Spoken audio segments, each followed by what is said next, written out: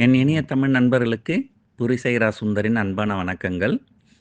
சென்ற வாரம் பங்குச்சந்தை எப்படி இருந்தது? அடுத்த வாரம் பங்குச்சந்தைகள் எப்படி இருக்கும்? சென்ற வாரம் நடந்த முக்கியமான நிகழ்ச்சிகள் என்ன? அடுத்த வாரம் முக்கியமாக நடக்கப் போகின்ற விஷயங்கள் என்ன? அப்படின்றத முதல்ல பார்ப்போம்.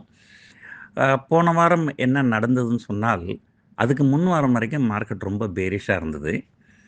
அந்த வாரம் அதுக்கு முன் வாரத்தினுடைய வெள்ளிக்கிழமை பிரைம் மினிஸ்டர் வந்து பேசும்போது, ஜிஎஸ்டியை குறைப்போம். ஒரு தீபாவளி வாக்கில் ஜிஎஸ்டி குறையும் அப்படின்னு ரொம்ப பாசிட்டிவாக பேசியிருந்தார். அது வந்து உண்மையிலேயே ஒரு மிகப்பெரிய நல்ல விஷயம் அப்படின்னு தான் சொல்லணும். ஏன்னா 28% ஜிஎஸ்டி இருக்கிறதெல்லாம் வந்து 18%க்கு வந்ததுனால், ஆட்டோமேட்டிக்காக அந்த பொருட்களுடைய விலையெல்லாம் கிட்டத்தட்ட 10% குறைஞ்சிரும். அதே போல் 12% இருக்கிற ஜிஎஸ்டி 5%போது அதெல்லாம் வந்து ஒரு 7% குறையிறதுக்கு வாய்ப்புகள் இருக்குது. ஸோ ஒட்டு மொத்தத்தில் 7%லேருந்து 10% வரைக்கும் பொருட்களுடைய விலை குறைவதற்கு வாய்ப்புகள் நிறைய இருக்குது. இது வந்து கண்டிப்பாக அந்த கன்சம்ஷனை பூஸ்ட் பண்ணும். அதில் எந்த சந்தேகமும் கிடையாது. ஆனால் இதெல்லாம் இருந்தாலுமே திங்கட்கிழமை மார்க்கெட் ஓப்பன் பண்ணும்போது ஒன்று ஒரு ரொம்ப பெருசாக ஏறல. ஒரு 1% அப்படிங்கிற அளவுக்கு தான் பங்குச்சந்தைகள் ஏற்றம் கண்டிருந்தது. அது வந்து ஒன்று. 2வது இன்ட்ராடேலேயே கிட்டத்தட்ட நிஃப்டி 200 புள்ளிகள் கீழே வந்தது. அது ஒரு நல்ல பெரிய ப்ராஃபிட் புக்கிங் சொன்னோம்.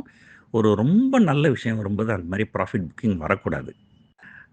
3வது அன்றைக்கு நிஃப்டி அந்த டேஸ் ஹையில் க்ளோஸ் ஆகலை. ஒரு டேஸ் ஹைலேருந்து ஒரு கிட்டத்தட்ட 100 புள்ளிகள் இறங்கி தான் க்ளோஸ் ஆகிருந்தது. ஸோ அதனால் வந்து இந்த ஒரு ஜிஎஸ்டி ரிடக்ஷன் அப்படிங்கிறது ஒரு பங்குச்சந்தை வந்து ஒரு மிகப்பெரிய பாசிட்டிவ் பாயிண்ட்டாக பார்க்கல. அல்லது இந்த எஃப்ஐஐ செல்லிங் மற்றும் இந்த யூஎஸோட ட்ரம்ப் டேரிஃப் இந்த அன்சர்டனிட்டெல்லாம் இருக்கிறதுனால இதை வந்து ஒரு பெரிய விஷயமா பார்க்கலையோ அப்படின்னு தான் நினைக்க தோணுது. ஆனால் அதுக்கப்புறம் நடந்த சில நிகழ்ச்சிகள் தான் இன்னும் ரொம்ப சுவாரஸ்யமாக இருந்தது. பங்குச்சந்தைகள் நல்ல ஏற்றத்தோடு முடிவடைஞ்சிருந்தாலும் திங்கக்கிழமை, செவ்வாய்க்கிழமை வந்து ரிலையன்ஸ் இண்டஸ்ட்ரியும் பாரதி ஏர்டெல்லும் நல்லா மேலே போச்சு. பங்குச்சந்தைகள் நல்ல ப்ளஸில் க்ளோஸ் ஆச்சு. புதன்கிழமை திரும்ப எல்லா ஐடி ஸ்டாக்ஸும், நான் ஏற்கனவே சொல்லியிருந்தேன், டிசிஎஸ் பங்கு வந்து ஒரு 3000 ரூபாய்க்கு கீழே வந்ததுனால் வாங்கலாம். அது ஒரு நல்ல பங்கு. ஆனால் அதே நேரத்தில் அதை வராமலும் போகலாம். அதனால தான் நான் வந்து 3000 புட் ஆப்ஷனை செல் பண்ணியிருக்கிறேன். 3000க்கு கீழே வந்தால் நான் டெலிவரி எடுத்துருக்கிறேன். அப்படி இல்லைன்னு சொன்னால் அந்த எனக்கு புட் ஆப்ஷன் செல் பண்ண காசு எனக்கு லாபம் அப்படின்னு ஒரு வீடியோ கூட போட்டிருந்தேன். அது 3000 கிட்ட வந்துட்டு அங்கேருந்து ஒரு 100 புள்ளிகள் மேலே, அதாவது ஒரு கிட்டத்தட்ட 3-4% ஏறிச்சு. திரும்ப வெள்ளிக்கிழமை ப்ராஃபிட் புக்கிங்கில் கீழே இறங்கிடுச்சு. அது வேறு விஷயம்.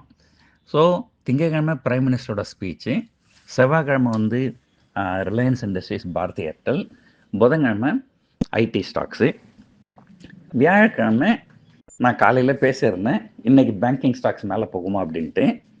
எதிர்பார்த்த மாதிரியே வியாழக்கிழமை பேங்கிங் ஸ்டாக்ஸ் மேலே போச்சு. ஆனால் என்ன ஆச்சுன்னா, அன்றைக்கி எண்ட் ஆஃப் த டேயில் பேங்க் ஸ்டாக்ஸ் எவ்வளோ மேலே போச்சோ அவ்வளவும் கீழே இறங்கி பேங்க் நிஃப்டி ஃப்ளாட்டாக தான் க்ளோஸ் ஆச்சு. ஸோ அப்போயும் வந்து வியாழக்கிழமை மத்தியானமே ஓரளவுக்கு ஒரு ப்ராஃபிட் புக்கிங் அப்படிங்கிறது வர ஆரம்பிச்சிடுச்சு. இதுக்கு பல காரணங்கள் இருக்கலாம். ஒரு முக்கியமான காரணம் என்னன்னு சொன்னால், வெள்ளிக்கிழமை அமெரிக்காவில் இந்த ஜாக்சன் ஹோல் சம்மிட் அப்படின்னு சொல்லுவாங்க. அங்கே ஃபெட் சேர்மன் பேசுகிறதா இருந்தார். ஏற்கனவே வந்து ட்ரம்ப்புக்கும் ஃபெட் சேர்மனுக்கும் 7ஆம் பொருத்தம். அதில் இவர் ஏதாவது நெகட்டிவாக பேசி தொலைகி போகிறாரு அப்படின்ற மாதிரி பயந்து ப்ராஃபிட் புக்கிங் அங்கே அமெரிக்காலையும் தொடர்ந்து ப்ராஃபிட் புக்கிங்கில் தான் இருந்தது. இங்கே வியாழக்கிழமை அந்தளவுக்கு பெருசாக ப்ராஃபிட் புக்கிங் இல்லை. ஆனால் வெள்ளிக்கிழமை பங்குச்சந்தைகள் நல்ல பெருமளவு நல்லா இறங்கியிருந்தது. இதுக்கு நடுவில் வந்து செபியோடைய ரிப்போர்ட்டு, இந்த வீக்லி ஆப்ஷன் எடுத்துட போகிறாங்க அப்படிங்கிறமான வந்து ஒரு செய்தி வந்தது. அதனால் இந்த ஸ்டாக் மார்க்கெட் ரிலேட்டட் ஸ்டாக்ஸ்லாம் வந்து நல்லா அடி வாங்குச்சு. பத்தாத்துக்கு இந்த ப்ராஃபிட் புக்கிங், பத்தாத்துக்கு இந்த ஜாக்சன் ஹோல் சம்மிட்டு, இதெல்லாம் சேர்ந்து கலந்து கட்டி வெள்ளிக்கிழமை ஓரளவு நல்லா இறங்குச்சு. கிட்டத்தட்ட 200 புள்ளிகள் இறங்குச்சுன்னு நினைக்கிறேன் வெள்ளிக்கிழமை. நிஃப்டி ஃபியூச்சரும் நல்லா இறங்கிடுச்சு. ஸோ வெள்ளிக்கிழமை வந்து க்ளோசிங் பார்த்திங்கன்னா, திங்கட்கிழமை எங்கே க்ளோஸ் ஆச்சோ ஏறக்குறைய அங்கே தான் வெள்ளிக்கிழமை மார்க்கெட் க்ளோஸ் ஆகிருக்கு. ஸோ அதாவது செவ்வாய், புதன், வியாழன் அந்த 3 நாளும் வந்து அந்த இன்க்ரிமெண்டல் பாசிட்டிவ் நியூஸ் எல்லாமே வந்து காட் வைப்ட் அவுட் அப்படின்னு சொல்லணும். ஸோ திங்கக்கிழமை க்ளோசிங் எங்கேயோ அங்கே தான் வெள்ளிக்கிழமையும் க்ளோசிங் ஆகிருக்கு. ஆனால் வெள்ளிக்கிழமை அமெரிக்காவில் ஃபெட் சேர்மன் வந்து வட்டி விகிதங்கள் குறையும் அப்படிங்கிற மாதிரி பேசியிருக்கிறாரு. எல்லாரும் வந்து செப்டம்பர் மாதம் மீட்டிங்கில் கண்டிப்பாக வந்து வட்டி விகிதங்கள் ஒரு 0.25% குறையும் அப்படின்னு எதிர்பார்க்குறாங்க. இதனால் யூஎஸ் பங்குச்சந்தைகள் பெருமளவு ஏற்றம் கண்டிருந்தது வெள்ளிக்கிழமை. கிட்டத்தட்ட 1.5% ஏறி இருந்தது. நாஸ்டாக்கும் S&P 500ம் டவ் ஜோன்ஸும் கிட்டத்தட்ட 2% ஏறி இருந்ததுன்னு நினைக்கிறேன். டவ் ஜோன்ஸும் நான் அவ்வளோ க்ளோஸாக வாட்ச் பண்ணுறதில்ல. ஸோ அதனால் என்ன ஆச்சுன்னா கிஃப்ட் நிஃப்டி ஒரு கிட்டத்தட்ட 110 புள்ளிகள் அதிகமாக தான் க்ளோஸ் ஆகிருக்கு. இங்கே வந்து 24,890 க்ளோஸ் ஆச்சு நிஃப்டி ஃபியூச்சரு. கிஃப்ட் நிஃப்டி வந்து கரெக்டாக 25,000 க்ளோஸ் ஆகிருக்கு. அது கிட்டத்தட்ட 110 புள்ளிகள் உயர்ந்து க்ளோஸ் ஆகிருக்கு. ஸோ இந்த ஜாக்சன் ஹோல் சம்மிட் முடிஞ்சதுக்கப்புறம் அந்த ஃபெட் சேர்மன் பேசினதுக்கப்புறம் யூஎஸ் பங்குச்சந்தைகள் 1.5% ஏறி இருந்ததுன்னு சொன்னேன். அது பெரிய விஷயம் கிடையாது. ஆனால் யூஎஸில் வாலட்டிலிட்டி இண்டெக்ஸ் அது கிட்டத்தட்ட 14% குறைஞ்சிருக்கு நேற்று. ஒரு 10% குறைஞ்சாலே அதுவே வந்து ஒரு பெரிய கிராஷ் வாலட்டிலிட்டி இண்டெக்ஸ்லன்னு சொல்லுவாங்க. அது கிட்டத்தட்ட 14% குறைஞ்சிருக்கு. ஸோ இன் ஆல் ப்ராபபிலிட்டி நாளைக்கு நம்ம கேப் அப் பண்ணுறோம். அந்த கேப் அப் சஸ்டைன் ஆகுமா அப்படிங்கிறது தெரியாது. அது வந்து எண்ட் ஆஃப் தி டேல தான் தெரியும். வாலட்டிலிட்டி இண்டெக்ஸும் கொலாப்ஸ் ஆகிறதுக்கு உண்டான வாய்ப்புகள் நிறைய இருக்குது. ஆனால் இங்கே நம்ம ஏற்கனவே வந்து வாலட்டிலிட்டி இண்டெக்ஸ் ரொம்ப கொலாப்ஸ் ஆகி தான் இருக்குது. இன்னுமே கீழே போனாலும் ஆச்சரியப்பட முடியாது. ஸோ இந்த கேப் அப் ஆகிட்டு சஸ்டைன் ஆகுமா அப்படின்னு கேட்டால் ஆகிறதுக்கு உண்டான வாய்ப்புகள் இருக்குது. பட் இருந்தாலும் வந்து பங்குச்சந்தைகள் வந்து ஒரு பெருசாக ஒரு புல்லிஷும் இருக்காது, பெருசாக பேரிஷும் இருக்காது அப்படின்னு தான் தோணுது. இது காரணம் என்னென்னா வரும் வாரத்தில் இந்த ஆகஸ்ட் மந்த் எக்ஸ்பைரி அது வந்து 4 நாட்கள் இருக்குது. அந்த 4 நாளில் ஒரு நாள் வந்து பப்ளிக் ஹாலிடே. ஸோ அப்போ மொத்தமே வந்து 3 நாள் தான் இருக்குது. திங்கள், செவ்வாய், வியாழன். இதில் செவ்வாய்க்கிழமை வந்து சென்செக்ஸ் எக்ஸ்பைரி, புதன்கிழமை லீவு. ஸோ ஆனால் அந்த புதன்கிழமை தான் இந்த யூஎஸ்னுடைய 50% வரி, அதாவது 25% நார்மல் வரி ப்ளஸ் 25% ரஷ்யா கிட்டேருந்து கச்சா எண்ணெய் வாங்குறதுனால அடிஷ்னல் டேக்ஸ். இந்த 50% வரி வந்து 27ஆம் தேதி தான் அமலுக்கு வருது.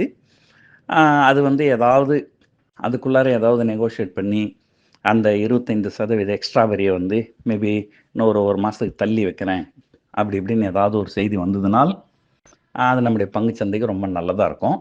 அப்படி இல்லை, பிடிவாதமாக 50% தான் அப்படின்னு நிற்கிறாரு ட்ரம்ப்னு சொன்னால் பங்குச்சந்தை கொஞ்சம் வீக் ஆகிறதுக்கு வாய்ப்புகள் இருக்குது. ஆனால் நீங்கள் ஒரு நீண்ட கால முதலீட்டாளராக இருந்தால் நிஃப்டி 50 பற்றி நீங்கள் வந்து அதிகமாக கவலைப்பட வேண்டியதில்லை. நான் ஏற்கனவே பல இன்டர்வியூவில் சொல்லியிருக்கிறேன். இந்தியா பொறுத்த வரைக்கும் நிஃப்டி 50 பொறுத்த வரைக்கும் அந்த நிஃப்டி 50ல் இருக்கிற ஸ்டாக்ஸில் அமெரிக்காவோட வர்த்தகம் பண்ணுற ஸ்டாக்ஸ்லாம் எதுன்னு பார்த்தீங்கன்னா, ஒன்று பார்மசூட்டிக்கல், 2வது ஐடி. நீங்கள் மீதெல்லாம் பாருங்கள். இந்தியாவோட நம்பர் 1 ஸ்டாக் எது? HDFC பேங்க்கு. அவங்க வந்து அமெரிக்காவோட வர்த்தகம் பண்ணுறதில்ல. இந்தியாவில் இருக்கிற அந்த நிஃப்டி 50ல் இருக்கிற ஸ்டாக்ஸில் எந்த செக்டருக்கு மேக்ஸிமம் வெயிட்டேஜ் இருக்குது அப்படின்னு பார்த்தீங்கன்னா பேங்கிங் ஸ்டாக்ஸ் தான். பேங்கிங் ஸ்டாக்ஸோட வெயிட்டேஜ் வந்து கிட்டத்தட்ட ஒரு 30-35% இருக்கும் நிஃப்டியில். அதில் இருக்கிற எந்த கம்பெனியும் அமெரிக்காவோட வர்த்தகம் பண்ணுறதில்ல. சரி, 2வது பெரிய ஸ்டாக்கு பார்த்தீங்கன்னா ரிலையன்ஸ் இண்டஸ்ட்ரீஸ், அதுவும் அமெரிக்காவோட வர்த்தகம் பண்ணுறதில்ல. சரி, அதுக்கப்புறம் இருக்கிற ஒரு பெரிய மேஜர் செக்டர் ஐடி. அமெரிக்காவோட வர்த்தகம் பண்ணாலுமே இந்த 50% வரி அப்படிங்கிறது அவங்களுக்கு வராது. ஏன்னா அது வந்து சேவை. ஐடிங்கிறது பொருள் கிடையாது, அது சேவை. சேவைகளுக்கு அமெரிக்காவில் இந்த 50% வரி கிடையாது. ஸோ அப்படி பார்த்தீங்கன்னா அதுக்கு அடுத்த மேஜர் செக்டர் அப்படின்னு பார்த்தீங்கன்னா ஆட்டோ வந்து நம்ம நாட்டிலேருந்து அமெரிக்காவுக்கு வந்து ஏற்றுமதி சுத்தமாக கிடையாது. மேபி ஆட்டோ காம்போனன்ட்ஸ் இருக்கலாம், பட் மெயின் ஆட்டோ ஏற்றுமதி கிடையாது.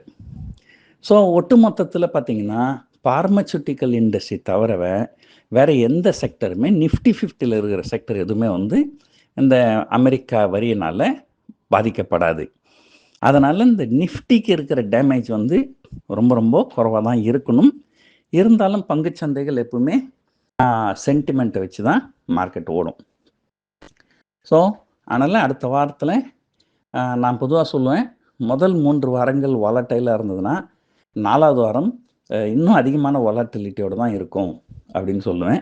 அடுத்த 3 நாட்களுக்கு கண்டிப்பாக ஹை வாலட்டைலாக இருக்கும்.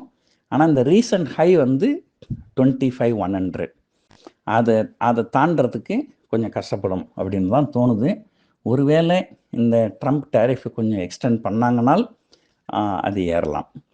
ஸோ எனக்கு தெரிஞ்சு அடுத்த 3 நாட்களில் நிஃப்டி 24,800க்கு கீழே போகாமலும் 25,200க்கு மேலே போகாமலும் வர்த்தகம் நடப்பதற்கு நிறைய வாய்ப்புகள் இருக்குது. ஸோ இந்த ஆடியோ இவ்வளோ நேரம் பொறுமையாக கேட்டதுக்கு ரொம்ப நன்றி. கண்டிப்பாக அடுத்த வாரத்துக்குள்ளேருந்து வீடியோ தான் போடுவேன். தேங்க்யூ.